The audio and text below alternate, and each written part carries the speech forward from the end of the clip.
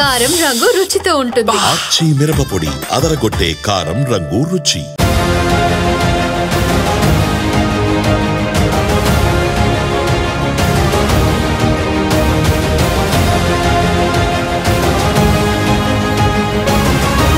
Political junction వర్తమాన రాజకీయాలపై సమగ్ర విశ్లేషణ అందిస్తుంది. నమస్తే, వెల్కమ్ టు ఆదాన్. నమస్తే శ్రీనివాస్ గారు. నమస్కారం శ్రీనివాస్ గారు, ఈరోజు మన డిస్కషన్ ముఖ్యమైనటువంటి పాయింట్. ఈరోజు జూన్ 4 ప్రత్యేకంగా చెప్పక్కర్లేదు, ముఖ్యంగా ఆంధ్రప్రదేశ్ పౌరులకి. సరే, దేశవ్యాప్తంగా గత సంవత్సరం ఏం జరిగిందో చూసాం, మన ఆంధ్రప్రదేశ్ పౌరులకైతే ఇంకా ప్రత్యేకం. సో ఫలితాలు వచ్చి సంవత్సరం గడిచిపోయింది. ఈ సంవత్సర కాలంకు సంబంధించినటువంటి అనేక అంశాలు మనం మాట్లాడేటువంటి ప్రయత్నం చేద్దాం. అట్ ద సేమ్ టైం మీరు కూడా ఆ రోజు ఫలితాలను కూలంకషంగా విశ్లేషించారు. ఆ రోజు మీరు తిరగని టీవీ ఛానల్ అంటూ ఏమీ లేదు. సో ఆ అనుభవాలతో మొదలెట్టి ఈ సంవత్సర పాలన మీద, మిగతా అంశాల మీద కూడా మనం మాట్లాడేటటువంటి ప్రయత్నం చేద్దాం. ఇక నంబర్ 2, జగన్ నిన్న తెనాలి పరామర్శ మీద పెద్ద ఎత్తున విమర్శల జడివాన కురుస్తోంది. విమర్శించని వాళ్ళు తప్ప సమర్థించే వాళ్ళంటూ ఎవరూ లేనటువంటి పరిస్థితి. కానీ అంతర్లీనంగా చూస్తే జగన్ తన పంథాలో తాను వెడుతున్నాడు. తన సిద్ధాంతాలని, కొన్ని అంశాలని చాలా క్లియర్ కట్గా సెట్ చేసుకుంటున్నాడు. మనం ఎన్ని మాట్లాడుకున్నా అతని ఆలోచన అతనికి ఉంది, అతని రూల్ బుక్ ప్రకారం వెళ్తున్నాడు అనే అంశం కూడా తెలుస్తుంది. అవి కూడా ప్రజలకు తెలియాలి, తెలుసుకుంటే మంచిదనే ఉద్దేశంతో దాని వెనుకున్నటువంటి అంతరార్థం కూడా మనం మాట్లాడే ప్రయత్నం, విశ్లేషించే ప్రయత్నం చేద్దాం. గత సంవత్సరం ఇదే రోజు మీ అనుభవంతో మొదలెడితే ఏం చెప్తారు? నిజంగానండి, జూన్ 4, 2024 ఫలితాలు ప్రకటించే రోజు కదా. యాక్చువల్గా ప్రజల తీర్పు అయితే మే 13 ఇచ్చేశారు 2024. తీర్పు రిజర్వ్లో పెట్టి జూన్ 4వ తారీఖుని ప్రకటించారు, అంతే. అంతకుముందు 5 సంవత్సరాల్లో మేము చాలా సామాన్యులు ఉండే సగటు పౌరులు.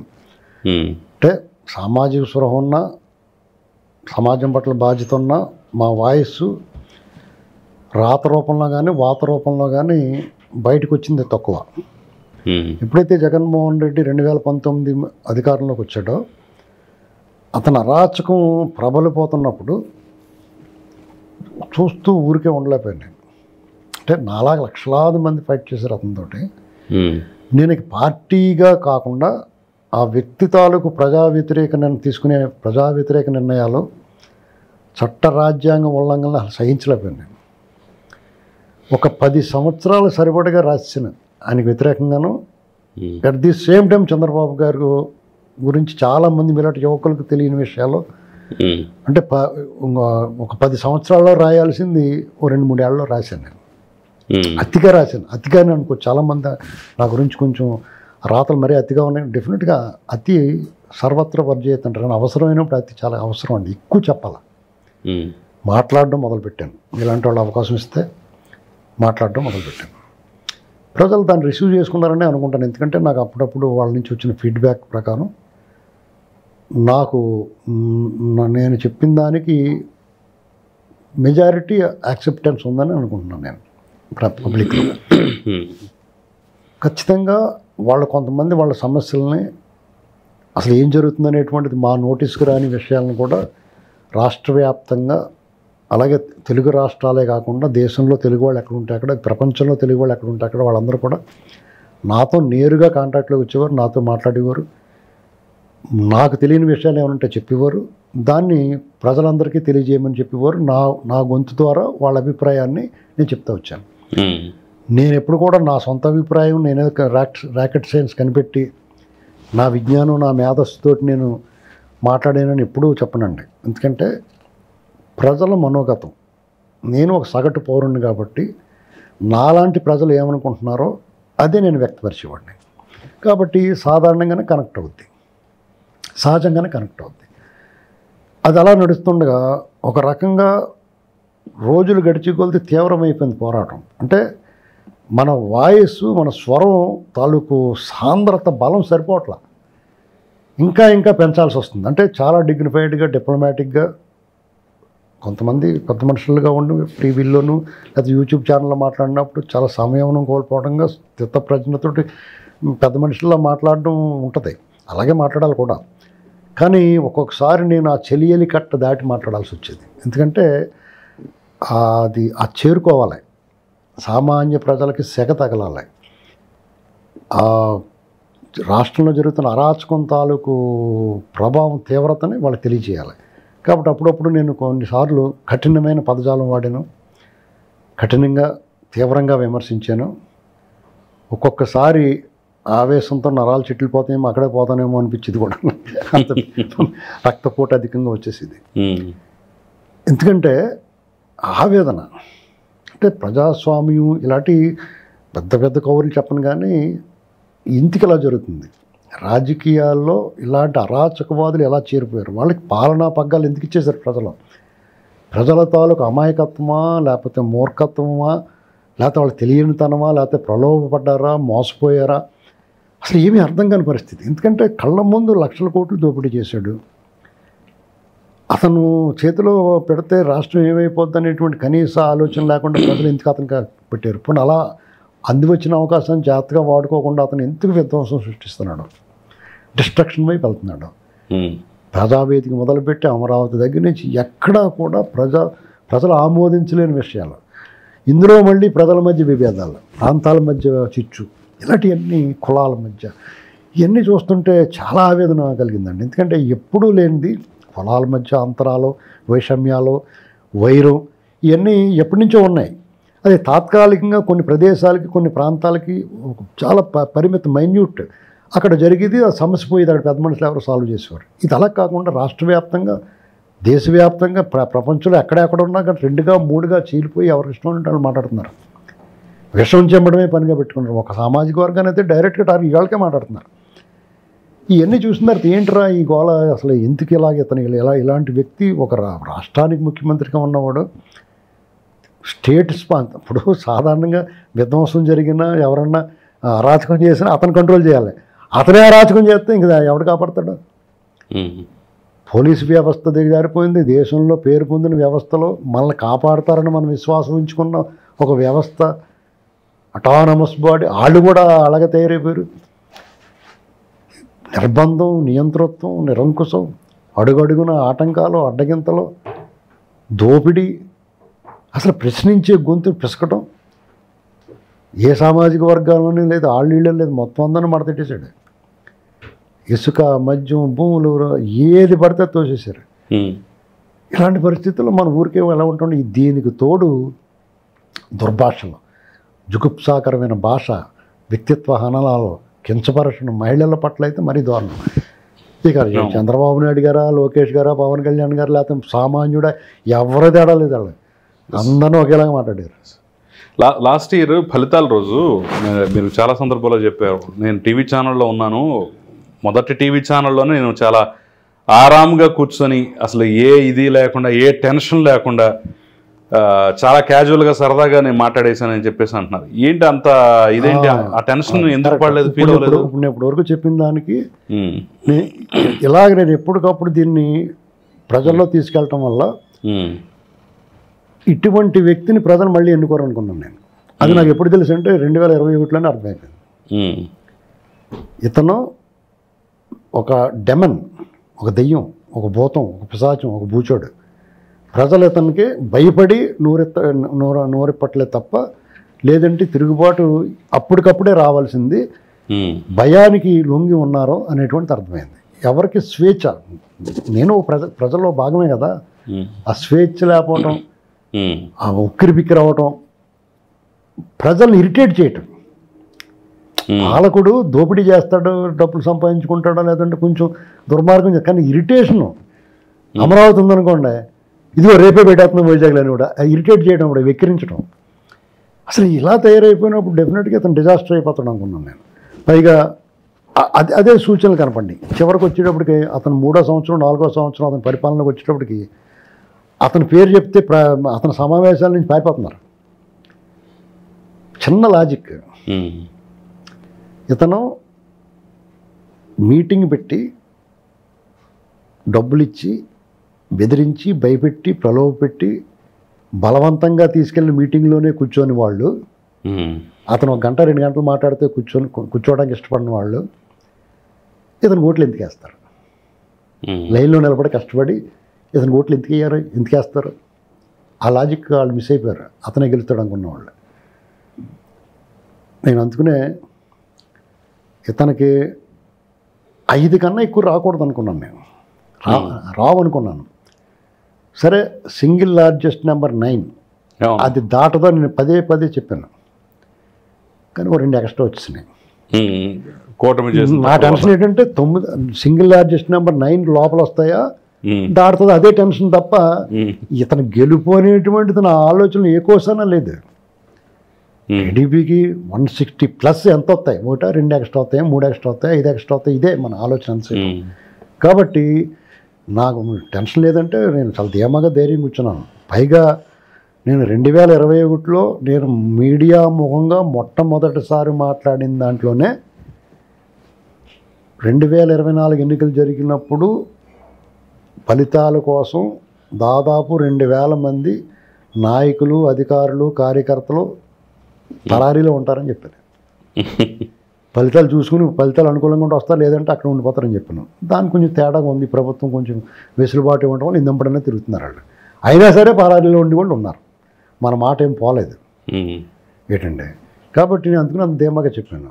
కరెక్ట్గా మనం అనుకున్నట్టుగానే ఫలితాలు వచ్చినాయి. చాలా సంతోషకరమైన రోజు. అతను అన్నట్టు ఇది వెన్నుపోటు దినం కాదు, విముక్తి దినం. ఆంధ్రప్రదేశ్ పౌరులకి విముక్తి కలిగిన దినం. ఎందుకంటే ఆంధ్రప్రదేశ్ పౌరులు కూడా ఒక అద్భుతమైన పోరాటం చేశారు. అమరావతి విషయంలో చేశారు. అలాగే చంద్రబాబు గారి గురించి కూడా మీకు ఒకటి చెప్తాను వినండి. ఈ దేశంలోనే అనేకసార్లు చెప్పిన ఇదే మాట. ఈ దేశంలో కానీ, ప్రపంచంలో కానీ, రాష్ట్రంలో కానీ ఎక్కడైనా సరే భుక్తి కోసం పోరాటం జరిగింది, భూమి కోసం పోరాటం జరిగింది, విముక్తి కోసం పోరాటం జరిగింది. కానీ మొట్టమొదటిసారిగా ఒక వ్యక్తి కోసం పోరాటం జరిగింది, చంద్రబాబు నాయుడు గారు. ప్రపంచవ్యాప్తంగా, ఆంధ్ర రాష్ట్రంలోనే కాకుండా తెలుగు వాళ్ళు ఎక్కడ ఉంటే అక్కడ, ఈ దేశం అన్ని చోట్ల కూడా ఆయన కోసం పోరాటం చేశారు. అది కూడా అనూహ్యంగా. అంటే అప్పటి పాలకపక్షం చంద్రబాబు నాయుడు గారికి ఇంత మద్దతు వస్తుందని ఊహించలేదు. అసలు చంద్రబాబు గారే ఊహించలేదు. ఎందుకంటే అదొక దావాణంలాగా రగిలిపోయింది. విప్రో సర్కిల్లో ఎప్పుడైతే మొదలుపెట్టారో వెంటనే బెంగళూరులో, పక్క రాష్ట్రంలో, అక్కడ ఒక ఆమె అన్నది, చంద్రబాబు నాయుడు గారు మన కోహినూరు డైమండ్ వెళ్ళిపోయిందని పట్టుపోయారు అంటారు. ఎక్కడికి పోలేదు, ఇక్కడే ఉంది, చంద్రబాబు నాయుడు గారే కోహినూరు డైమండ్ అని ఒక మహిళ చెప్పింది. అప్పుడు నాకు ఏమనిపించిందంటే, diamonds are forever but legends are very few. కాబట్టి ఆయన పట్ల ప్రజలకు అప్పటి వరకు ఉన్న ప్రేమాభిమానాలు, ఆదరాభిమానాలు, వాత్సల్యం, ఆయన పట్ల ఉన్న మక్కువ, అభిమానం అన్నీ బద్దలు కొట్టుకుని వచ్చేసిందండి బయటికి. కాబట్టి ఆయన జైలు నుంచి విడుదలైనప్పుడు 24 గంటలు, 20 గంటల పైన అసలు జనం అలా ఆయన కోసం వేచి ఉన్నారంటే లైఫ్ టైమ్ అచీవ్మెంట్ ఆయనకి. అర్థమైందండి. ఈ జయాపజయాలు చాలా సహజంగా ఉంటాయి. తెలుగుదేశం పార్టీ అనేక విజయాలు చూసింది, పతనాలు చూసింది. కానీ మొన్నటి 2024, 1924 మధ్య అదొక చరిత్ర, కాళరాత్రి. ఎందుకంటే ఆ కార్యకర్తలు కానీ, నాయకులు కానీ, అధినాయకుడు కానీ అందరూ కూడా అసలు ప్రజాస్వామ్యాన్ని అపహాస్యం చేయటం, వాళ్ళు ఆ పాలకపక్షం తాలూకు అట్రాసిటీని వాళ్ళు ప్రత్యక్షంగా అనుభవించారు. నివ్వెరపోయారు, నిర్గాంతపోయారు, దిగ్భ్రాంతికి గురయ్యారు వాళ్ళంతా కూడా. ఎందుకంటే చంద్రబాబు నాయుడు గారిని ఎయిర్పోర్ట్ నుంచి బయటికి వెళ్ళినా అన్నారు. అనపర్తిలో అయితే Z+6 ఉన్నాయని, NSG ప్రొటెక్టీని రోడ్డు మీద నడుచుకుంటూ వెళ్ళిపోతే పోలీసులు అడ్డం కూర్చున్నారా? అసలు ఇటువంటి నిర్బంధం నీకు ఎక్కడ? ఈడీ అమీన్ ఉన్నటువంటి మనిషి నరమాంసం తినేవాడు, మనిషి మెదడు ఫ్రిడ్జ్లో పెట్టుకుని ఒకే రోజు ముగ్గురు చంపేసేయడం, మరి ఒక పాడైపోతే కదా ఫ్రిడ్జ్లో పెట్టుకుని ఒక రోజు కూడా తినేవాడు. ఈడీ అమీన్ అని ఒక నర్వోప్రాక్షసుడు నియంత ఉగాండాలో, అతన్ని మించిన నియంతృత్వం చూసాం మనం. వీళ్ళు మనిషి మాంసం తినలేదు కానీ రక్తం తాగారు. ఏంటండి, రక్తం అన్నం కలుపుకున్నారు, రక్త తర్పణం చేశారు, రక్తాభిషేకం చేశారు రాష్ట్రాన్ని.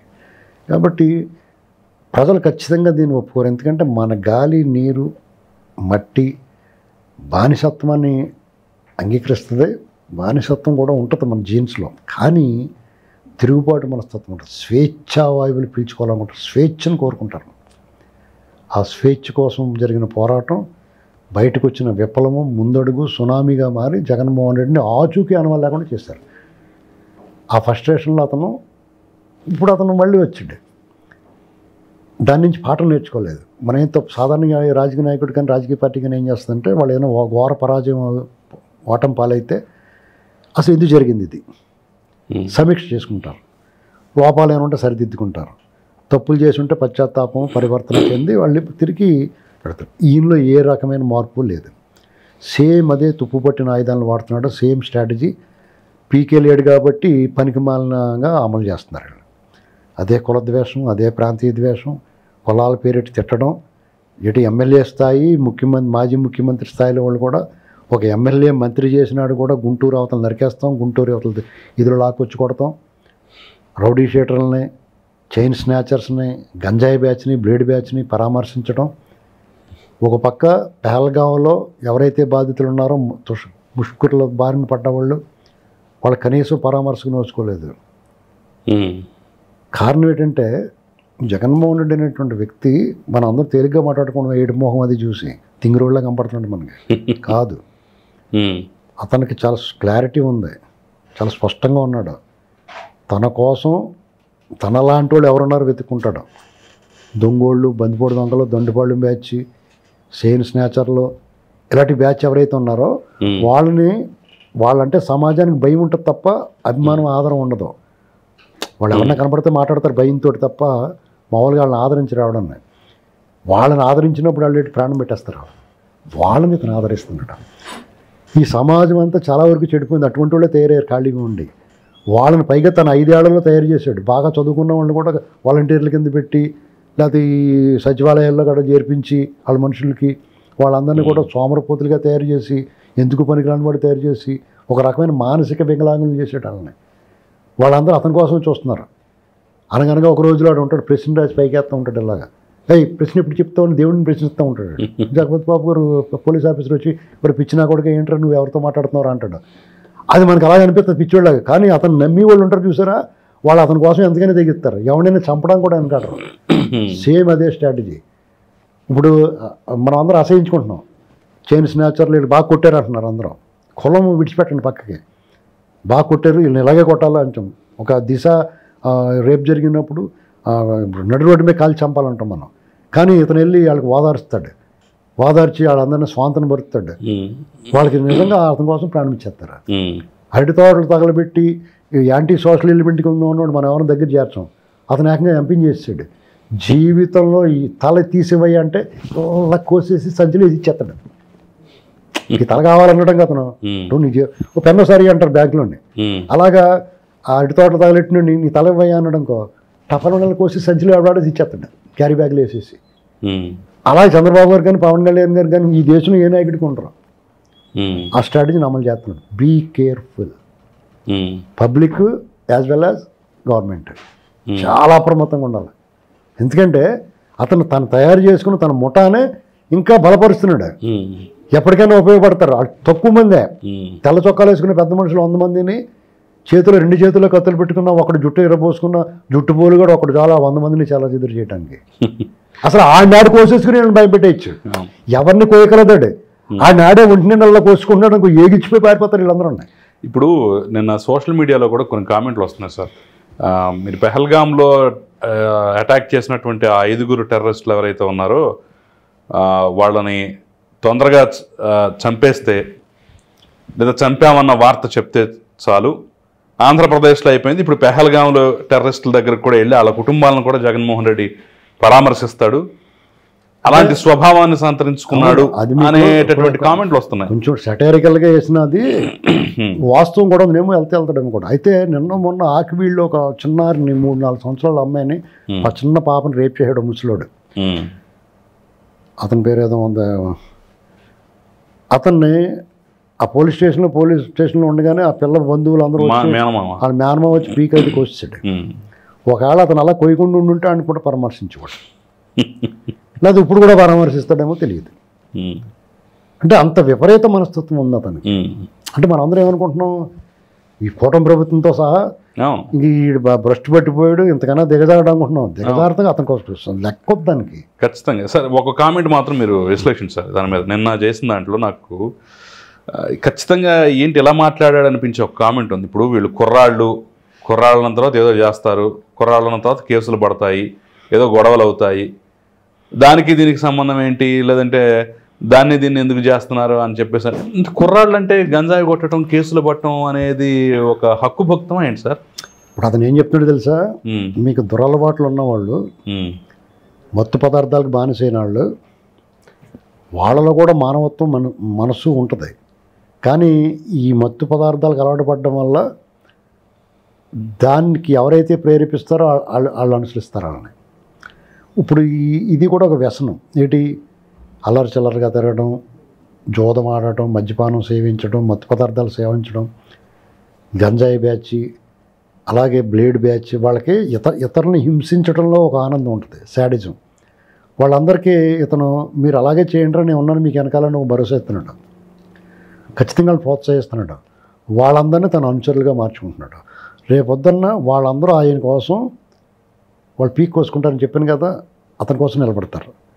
ఈ కూటమి ప్రభుత్వం మీకు ఉద్యోగాలు కల్పిస్తాం, ఉపాధి కల్పిస్తాం, మీ భవిష్యత్తుకు భరోసా ఇస్తామంటే తీసుకుంటారు. రేపొద్దున్న ఆ నాయకులు కష్టం వచ్చిందనుకో, మేము ఓటే వేస్తాం మీకోసం దెబ్బలాడమంటారు, ఓటేస్తారు. కానీ ఓటేసి లోపల పైకి పంపించేస్తారు కదా వీళ్ళు. ఏంటండి, ఇప్పుడు మీకు చిన్న ఎగ్జాంపుల్ చెప్తాను. చంద్రబాబు నాయుడు గారు మిస్సెస్ని నిండు సభలో అవమానించి కించపరిస్తే, అపనింద వేస్తే ప్రజలు బాధపడ్డారు. ఎలక్షన్ వచ్చిన తర్వాత ఓట్లు వేశారు. అదే జగన్మోహన్ రెడ్డి గారు మిస్సెస్ని ఒక కిరణ్ అన్న కుర్రోడు ఏదో అంటే అతని మీద మాజీ ఎంపీ యుద్ధానికి వెళ్ళిపోయాడు, పోలీస్ కస్టడీలో ఉన్నవాడి మీద దాడి చేశాడు. ఆ బరి తెగింపు ఎవరికి ఉంటుంది? వీళ్ళు ఎంత తప్పు చేసినా, సమాజం అసహించుకునే పని చేసినా, సమాజం యావగించుకుని దూరం పెట్టి, సమాజానికి హాని కలిగే పనులు చేస్తున్నాడు, సమాజం దూరం పెట్టినా సరే ఇతను వాళ్ళ దగ్గర చేర్చుకుంటున్నాడు. చూసారా, ఇప్పుడు ఆ ఇప్పు చూపించినోడు ఎంపీ, అంతకుముందు అన్ని రేప్ కేసులు ఉన్నాయి. పోలీస్ బ్రోటల్ యాక్ట్ చేశాడు. ఒకసారి ఒక యువకుడిని నోట్ల రద్దు సమయంలో చాలా దారుణం కొట్టేశాడు. అలా చేసిన అతనికి ఎంపీ ఇచ్చాడు. అరటి తోట తగలబెట్టినోడికి ఎంపీ ఇచ్చాడు. ప్రతిపక్ష నాయకుడు మీద ఇంటి మీద దాటికి వెళ్ళినోడికి మంత్రి చేశాడు. పచ్చి బూతులు మాట్లాడినోడికి మంత్రి పదవి ఇచ్చాడు. ఉన్నత స్థానానికి తీసుకొచ్చాడు, అవకాశాలు ఇచ్చాడు. ఒక ఎంపీని తీసుకెళ్ళి ఎర్రగొట్టేసినోడికి ఇష్టోనుడు దోసేసుకొని ఇచ్చాడు. మరి వాళ్ళందరికీ అతను ప్రేమపాత్రుడు అవుతాడు కదా. అంటే వాళ్ళ సమాజంలో వాళ్ళు తక్కువ మంది ఉంటారు, ప్రభావం ఎక్కువ చూపిస్తారు. అతను ఏం చేస్తున్నాడంటే ఈ తక్కువ మంది ప్రభావం చూపించే వాళ్ళతోటి భయాందోళన, భయోత్పాతం కల్పించి మిగతా వాళ్ళని వశపరుచుకోవడానికి ప్రయత్నం చేస్తున్నాడు. ఆ విషయంలో మొన్న 2024లో సక్సెస్ అవ్వలేకపోయాడు. భవిష్యత్తులో చెప్పలేం. ఈ కూటమి ప్రభుత్వం యాక్ట్ ఎలా ఉంటుందో చూడాలి. యాక్షన్ అంటే దీన్ని అదుపు చేయగలుగుతారా, చేయలేరా? వాళ్ళు పుణ్యకాలం గడిచిపోవడం వాళ్ళ మధ్య ఇతను ఒకటే సమస్య కదా వాళ్ళకి. జగన్మోహన్ రెడ్డికి ఇది ఒకటే పని, వాళ్ళకి ఇది ఒకటే పని కాదు. వాళ్ళకి అభివృద్ధి చేయాలి, ఇచ్చిన హామీలు నెరవేర్చాలి, నలుగురి చేత మంచి అనిపించుకోవాలి, పైగా 3 పార్టీలు ఒకళ్ళనొకళ్ళు పిసుక్కోవాలి. ఈ ప్రధాన పార్టీ మిగతా ఇద్దరిని పిసుకుతూ ఉండాలి ఎప్పటికప్పుడు. ఇది పెద్ద టాస్క్ వాళ్ళకి.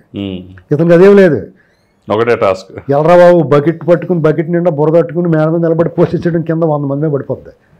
వాళ్ళు కడుక్కుని దెబ్బడికి వచ్చినట్టు 3 టైం పడుతుంది, అవునా కదా. కాబట్టి యాక్చువల్గా జగన్మోహన్ రెడ్డికి సులువు ఇప్పుడు. కానీ జనం మాత్రం అతని పేరు చెబితే గజగజ వణికేస్తున్నారు.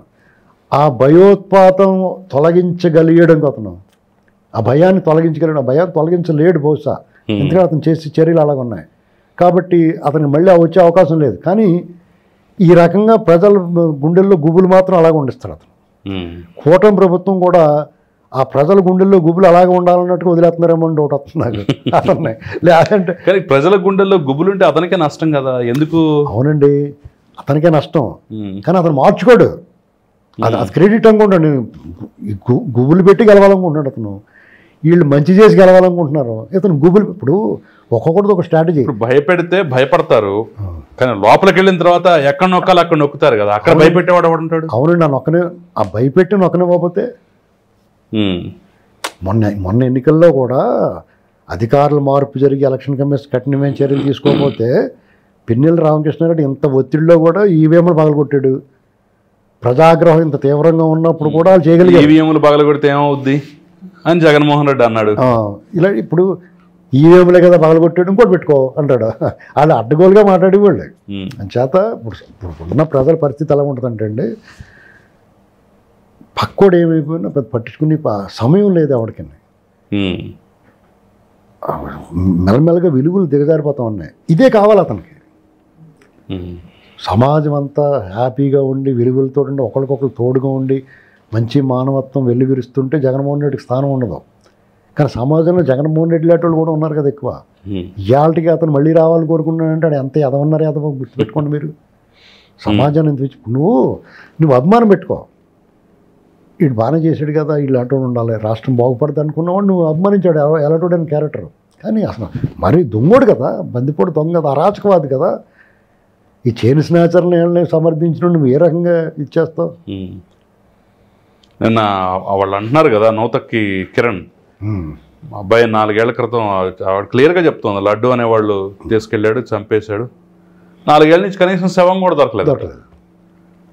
పాపం వాళ్ళని పట్టించుకునే వాళ్ళు లేరు.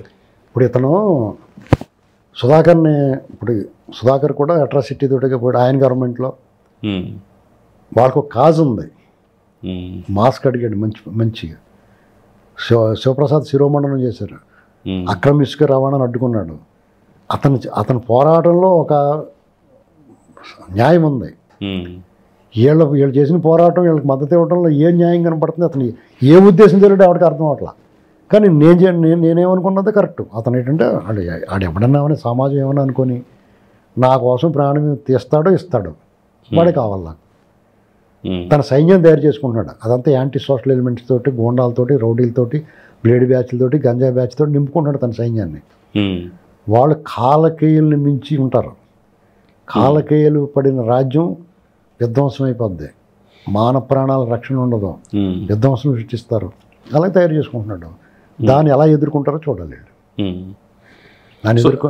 ఒక మాస్ హిస్టరీ అనేది క్రియేట్ చేస్తారు తన మద్దతుదారులు. డెఫినెట్గా దాన్ని ఎదుర్కోవాలి. ఎందుకంటే జూన్ 4వ తారీఖుని వెన్నుపోటు దినంగా అతను ప్రకటించాడంటే ఏ ధైర్యం ఉండాలి? అంటే నువ్వు వెన్నుపోటు ఎవరు పొడిచారంటున్నాడు అతను. జూన్ 4వ తారీఖు బ్రహ్మాండమైన ప్రజా విజయం కింద భావిస్తున్నారు. ఒక అద్భుత విజయం సాధించింది కూటమి. ప్రజలు తిరుగుబాటు చేసి జగన్మోహన్ రెడ్డిని ఓడించారు. అంటే నిన్ను ఓడించింది ప్రజలు, నువ్వు ప్రజలను వెన్నుపోటుదారులు అంటున్నావా? అంతే కదా. దాని అర్థం ఏంటి అంటే నేను బటన్ నొక్కాను కానీ నా ఓట్లే లేదు కాబట్టి వాళ్ళు వెన్నుపోటుదారులు అంటున్నావా? ఈ సందర్భంలో ఇప్పుడు ప్రజలని వెన్నుపోటుదారులని అంటున్నాడు. ఎప్పుడు అనౌన్స్ చేశాడు ఇటు అధికార పక్షం కూడా నువ్వు ఎలా చేస్తావని చెప్పేసి విమర్శలు చేస్తున్నావు. ఇది జనాల్లోకి ఎక్కుద్దంటారా? ఈ మన్నే వెనుపడదారు అంటున్నాడు ఏంటని అనే ఫీలింగ్ ఎక్కుద్దంటారా? మీకు ఈ పిచ్చి శాస్త్రంలో ఎరుమోగం ఇవన్నీ ఆ ప్రజలు తెలుసు. కానీ భయం ఈ అన్నిటిని భయంతో కవర్ చేస్తాడు, భయపెట్టి. అదే ఆయన ఆయుధం అంతే, వేరే. అంటే ఈ రోజు జనం ఫీల్ అవుతారా మనల్నే వెన్నుపోటుదారుడు చెప్పేసి అంటున్నాడు జగన్మోహన్ రెడ్డి? నిన్న అతను ఈ రౌడీ షీటర్లనే కలవాలి వెళ్ళి, ఇక అక్కడ పక్కన ఉన్నవాడు మరి బాగోదేమో అని పక్కన మేము రావును వెళ్తే వెళ్ళని ఉంటారు. అందుకని కుటుంబ సభ్యుని కలిసాడు. అర్థమైందా మీకు? నిన్నే అతను మళ్ళా ఇంకో 2 టర్మ్లు అతను రాకుండా, అతను చుట్టుపక్కల ఉన్న వాళ్ళు ఎవరు రాకుండా అయిపోయింది అతని పరిస్థితి. ఎగ్జాక్ట్లీ 2-3 టర్మ్లు ఇంకా అతను ఛాన్స్ ఇవ్వరు ప్రజలు. అయ్యి బాబు ఇటు అత్త ఎలాంటి వాళ్ళు అందరినీ పోగేసి మన మీద వదిలేస్తాడు. ఇప్పుడు ప్రతి వాళ్ళకు కుటుంబము వాళ్ళ బతుకు ఉంటుంది కదా, ఆడపిల్లలు చిన్నపిల్లలు వాళ్ళు బతుకుతూ ఉంటారు. వాళ్ళు బతకనివ్వరు కదా వీళ్ళు. వాళ్ళ వీడియోలు బయట తిరుగుతున్నాడు, అలాగే విధ్వంసం చేస్తున్నారు. ఒక చోట అలాంటి వాళ్ళు ఎక్కడికక్కడే ఉన్నారు ఇతని గ్యాంగ్లో. కాబట్టి ఇప్పుడు నేనేదో బటన్ నొక్కాను అనుకుంటున్నాడు. ప్రజలు కూడా అర్థమైంది ఏంటంటే ఇది ఏం నొక్కాడు రా బటన్, 2,40,000 కోట్లు ఇచ్చారని అతనే చెప్తున్నాడు.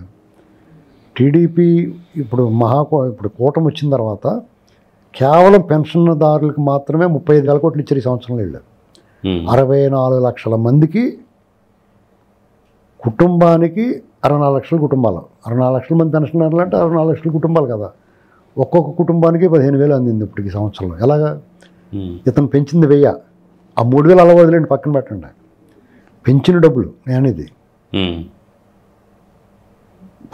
12 నెలల 12,000, ఏప్రిల్ మే జూన్ 3,000 కల్పించారు. అంటే 15,000 అదనంగా జగన్మోహన్ రెడ్డి కంటే ఇప్పుడు వీళ్ళు వచ్చిన తర్వాత అదనంగా ఒక్కొక్క కుటుంబానికి 15,000 వచ్చింది. అంటే అమ్మఒడి పడిపోయినట్టే కదా ఆటోమేటిక్గా. అది వాళ్ళు తీసుకున్న వాళ్ళు తెలుస్తుంది కదా, ఇతను ఎంత పిల్లి మొక్కలు వేసినా కానీ అలా అనుకుంటారు గట్టిగా మాట్లాడకపోయినా. లెక్కర మద్యపాన ప్రియులు ఉంటారు, వాళ్ళకి నాలికంత తడారిపోయి పొడారిపోయి పేగులు పుల్లడిపోయి కిడ్నీలు పాడైపోయి ఆరోగ్యం దిగజారిపోయి కళ్ళు పైకి వెళ్ళిపోయి జుట్టు రాలిపోయి అందరూ అదో రకంగా అయిపోయి అతను ముందు లెక్కర మీద ప్రజలు సాటిస్ఫాక్షన్తో డెఫినెట్గా ఇవాళ ఏది కావాలితే అది ఇదివరకు 200ది 300ది 150ది అనేవారు. ఇప్పుడు నాకు ఆడ ఏదో బ్రాండ్లు ఉన్నాయి కదా, బ్రాండ్లు అడిగి తీసుకుంటున్నారు, వాళ్ళు ఏం కావాలితే తాగుతున్నారు. ఇప్పుడు మద్యపానం ఇప్పుడు ఇన్విటబుల్, మద్యపానాన్ని నువ్వు నిషేధించలేవు, ఆ అలవాటును మాన్పించలేవు, వాళ్ళని కంట్రోల్ చేయాలి, దానికి స్వీయ నియంత్రణ ఉండాలి. ఆ మద్యపానానికి ఎవరైతే అలవాటు పడ్డారో వాళ్ళంతటి వాళ్ళే రోజుకి ఫుల్ తాగేసి కూడా హాఫ్ తాగి కూడా క్వార్టర్ అలా తగ్గించుకోవాలి, చచ్చినా తగ్గించుకోరాళ్ళు. అటువంటిప్పుడు ఏం చేయాలి, కొంచెం ఆరోగ్యంగా ఉండేది చెడిపోయి వాడు ఆరోగ్యం పాడైపోకుండా ఉండేది నాణ్యమైన మద్యం సప్లై చేయాలి. నువ్వు చేయగలిగింది గుడ్లో మెల్ల. ఇతను అలా చేయలేదు, నువ్వు ఎక్కువ తాగిండ్రా బాబు అన్నాడు, ఎక్కువ రేటు పెట్టుకునుకోమన్నాడు, పేగులు పుల్లడిపోయి ఇలా తాగిన వెంటనే చిల్లడిపోయి ఇలా కారిపోయి దాంట్లో ఇచ్చేసాడు. ఇప్పుడు యాసిడ్ పోసామనుకోండి కాగితంలోనూ గుడ్డ మీదను చిల్లడిపోయి కింద కారిపోద్ది కదా, అలా పేగులు పుల్లడిపోయినాయి అందరికన్నా. ఎన్ని వందల వేల కుటుంబాలు అనాథలైపోయారు, అనేక మంది చనిపోయారు, సామూహికంగా చనిపోయారు. జంగారెడ్డిగూడెంలో 26 మంది చనిపోయారు ఒకేసారి. చనిపోతే అది వాళ్ళు ఏదో అనారోగ్యం సమస్య అన్నాడు, కొట్టుపాడేసాడు అంతే. ఈ మద్యం స్కామ్ అనేటువంటిది అవినీతి డబ్బు రూపంలో చూడకూడదు. మీరు 1000 కోట్లు కొట్టేసాడని అదొక రకం, కానీ ఇందులో మానవీయ కోణం ఏంటంటే వీళ్ళందరూ ఆరోగ్యాలు అడమే హత్యానేరం కూడా మోపాలి. అసలు ఇతను ఏది వదిలిపెట్టాడు? ఈ కూటమి ప్రభుత్వం కొంచెం ఈ అభివృద్ధి హామీలు నెరవేర్చడం చక్కదిద్దటంలో పడ్డారు, కానీ అయినా వాళ్ళు వలగాలేదు. ఇంకా ప్రభుత్వ యంత్రాంగంలో వాళ్ళ మనుషులే ఉన్నారు. జగన్మోహన్ రెడ్డి పార్టీలో కూడా చంద్రబాబు నాయుడు గారు డైరెక్ట్గా ఇప్పుడు కోవర్ట్లు ఉన్నారండి. దీనికి ఎగ్జాంపుల్ రంపచోడవరం అనేటువంటి నియోజకవర్గం ఉందరా, ఈ పాత తూర్పుగోదావరి జిల్లాలో పల్లు సీతారామరాజు జిల్లా. నేను ఆ ప్రాంతానికి చెందినవాడిని. రంపచోడవరం తెలుగుదేశం పార్టీకి కొంచెం కోట. అలాంటి చోట అది ఇప్పుడు శిరీష కదా, అక్కడ శిరీష అంగన్వాడీ టీచర్కి సీట్ ఇచ్చి అక్కడ కార్యకర్తలందరూ అలా గెలిపించుకున్నారు. ప్రతికూల పరిస్థితుల్లో అనంతబాబు లాంటి ఒక డాన్, మాఫియా డాన్ అక్కడ ఉంటే, అంటే వాడు ఎంత మాఫియా డాన్ అంటే ఒక దళిత యువకుని తన డ్రైవర్ని చంపేసి ఇంటికి డెలివరీ ఇచ్చి ఇవ్వగలిగిన డేరెండింగ్ అండ్ డేషింగ్ డాన్ అండి. అతను ముఖ్యమంత్రి పక్కన కూర్చోబెట్టుకుంటాడు. చంద్రబాబు నాయుడు గారు అయితే ఆడు కూడా చోట కళ్ళు మూసేసుకుంటాడు ఎదురుపడితే. నేను సడన్గా ఎదురుపడ్డాడు ఇంకో అటు అయిపోయాడు. వాళ్ళ పార్టీలో ఉన్నవాడు ఎవడన్నా కళ్ళు మూసుకుంటాడు, ఆయన చూస్తే కూడా పాపం అంటుకుంటుందేమో అని. కానీ ఇతను పక్కనే కూర్చోబెట్టుకున్నాడు ఏకంగా. అతను హవా ఇంకా నడుస్తూనే ఉంది అక్కడ 11 మండలాలు ఉన్నాయి. అక్కడ ఉన్న పోలీస్ స్టేషన్లో ప్రభుత్వం మారిన తర్వాత ఈ స్టేషన్ ఆ స్టేషన్ ఆ పరిధిలో ఆ నియోజకవర్గంలో అక్కడే ఉన్నారు వాళ్ళంతా. సిఏలు కానీ ఎస్ఏలు కానీ కానిస్టేబుల్స్ కానీ హైర్ అథారిటీస్ కానీ రెవెన్యూ డిపార్ట్మెంట్ కానీ ఎవ్వరూ మారలేదు. జిల్లా కలెక్టరు జిల్లా ఎస్పీ కూడా కనీసం ఆ ఎమ్మెల్యేకి భద్రత కల్పించడానికి కూడా ఎవరో మేము వెళ్ళమంటున్నారండి పోలీసులు. ఆ భద్రత కూడా నిలబట్టలేదు ఆవిడని. అక్కడ కార్యకర్తలు ఏమైపోతారు? అంతకుముందు యుద్ధం చేశారు వాళ్ళు, అంతకుముందు ఎవరితోటి యుద్ధం చేశారో వాళ్ళే అటు ఇటు మారి ఉన్నారు. అక్కడ కార్యకర్తలు అల్లాడిపోతూ ఉన్నారు. అక్కడ ఎమ్మెల్యే మాట చెల్లట్లేదు, అక్కడ ఏమీ జరగట్లేదు. అక్కడ ఎవరైతే మద్దతుగా ఉన్నారో వాళ్ళు ఇళ్ళు కూల్చేసి ఏమీ చేస్తున్నారు. అక్కడ ఆ రోడ్లు వెడల పని అది ఇది అని చెప్పేసి, వారు బాబు మా కాంపన్సేషన్ ఇవ్వండిరా బాబు అంటే కూడా ఆ కలెక్టర్ గారు వాళ్ళు ఇష్టమైనట్టు చేస్తున్నారు. చాలా అన్యాయం జరుగుతుందండి అక్కడ. కార్యకర్తలు అయితే ఆహాకారాలు ఆర్తనాదాలు చేస్తున్నారు, ఎవరికి చెప్పుకోవాలో తెలియట్లేదు వాళ్ళకి. ఇప్పుడు ఏదైనా అనారోగ్యం ఉందనుకోండి, లోకేష్ గారు చెప్తే గబక్కనాలో డబ్బులు సాయం చేస్తున్నాడు. అసలు టోటల్ అంతా చెడిపోయింది. అది ఎవరికి చెప్పాలి? ఎమ్మెల్యే చెప్తే ఎమ్మెల్యే మాట నగ్గట్లేదు, ఎమ్మెల్యే మాట ఎవరు వింటలేదు. అక్కడ ఎమ్మెల్యే కూడా ఏం చేయాలి దిక్కుతోచకు చూస్తూ ఉంది ఆవిడ. ఇది నాకెలా తెలిసిందంటే అక్కడ ఉన్నవాళ్ళు ఇదండి పరిస్థితి అని చెప్పుకున్నారు. అసలు ఏం జరుగుతుందో అర్థం అంటే ఇలాంటి నియోజకవర్గాలు దాదాపు 100 దాకా ఉన్నాయి. ఇంత తీవ్రంగా లేకపోయినా ఇదే సమస్య. అక్కడ క్యాడర్ అంతా నలిగిపోతూ ఉన్నారు. అక్కడ పొత్తుల వల్ల వేరే చోట సీట్ ఇచ్చినాయి, అది సహజం. కానీ మనం తెలుగుదేశం ఎమ్మెల్యే ఉన్నా కానీ క్యాడర్ నలిగిపోతున్నారంటే ఇది చాలా జాగ్రత్తగా ఆలోచించుకోవాలి. ప్రభుత్వం కూడా అప్రమత్తం అవ్వాలి. ఆ పోలీస్ అధికారులు ఎవరైతే ఉన్నతాధికారులు ఉన్నారో వాళ్ళు జగన్మోహన్ రెడ్డి బ్యాచ్ ఎవరైతే ఉన్నారో వాళ్ళకి సహకరించడం ఆపాలి. మీరు తెలుగుదేశం వాళ్ళకి పాలక పక్షానికి మీరు ఫేవర్గా ఉంటారో ఉండరో అది వేరే కదా. వాళ్ళకి ఫేవర్గా ఉండటం ఆపాలి అర్జెంటుగా. దీన్ని ఆపేలాగా ఈ ప్రభుత్వం నాయకత్వం అగ్రనాయకత్వం చూసుకోవాలి. ఇదని పరిస్థితి.